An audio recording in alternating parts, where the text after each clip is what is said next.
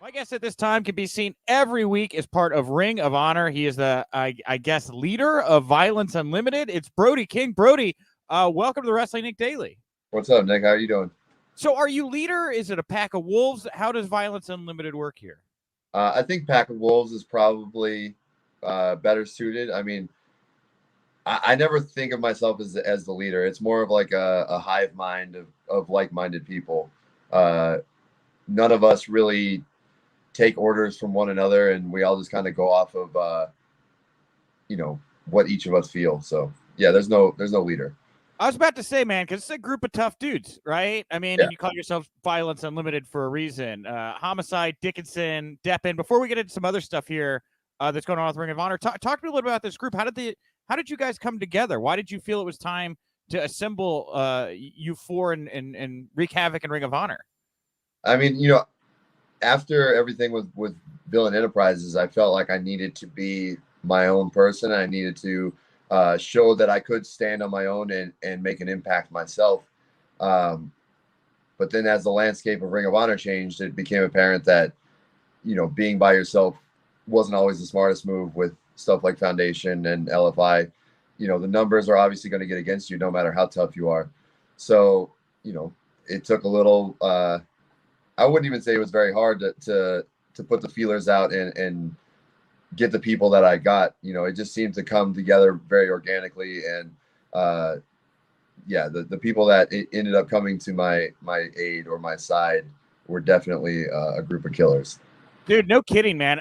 Talk about killers. Homicide, right? What a legend in Ring of Honor. How is it getting to work with Homicide in this capacity where you guys are standing side by side? It's awesome. I think that Homicide is by far one of the most. I don't even like using the word underrated because I feel like it's bastardized too much, but he really is. I mean, he's a former Ring of Honor world champion. He was there literally since the first show of Ring of Honor.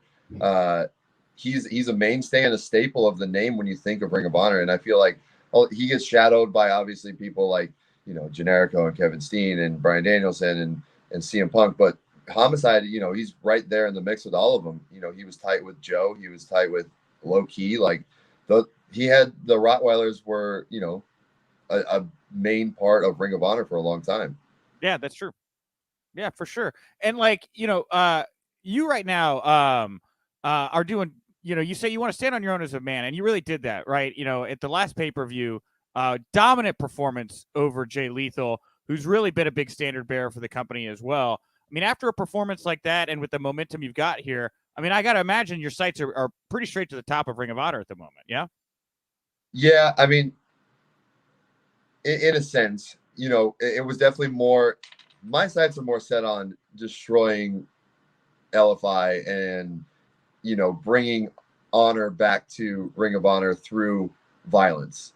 I know that Foundation, their quest for purity and their quest to make, Ring of Honor what it once was, whatever, at the end of the day, it's bullshit because Ring of Honor was built on way more than just pure technical wrestling. And I think that that's apparent by someone like Bryan Danielson, who kind of showed that, violence is the answer. And when he's bleeding profusely and just elbow strikes to the head on Nigel McGuinness and just, that's not hold to hold. That's not pure wrestling. No one gives a shit about that.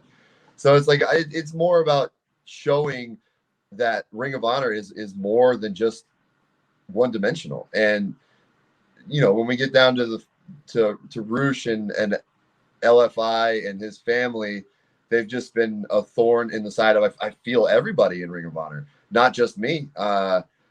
They walk around like they are the best and the baddest people there. And unless they're getting, a sucker punch on you and getting one up on you, then they really got nothing. I mean, from Final Battle, when his father hit me in the head with a chair and he won that match and cost me the title, to, every other time he's been in the ring with Shane Taylor, with Jay Lethal, it doesn't matter. Like, it's always his family that has to come out there and come to his aid. So, people try to say that Roosh is one of the most dominant champions in Ring of Honor history.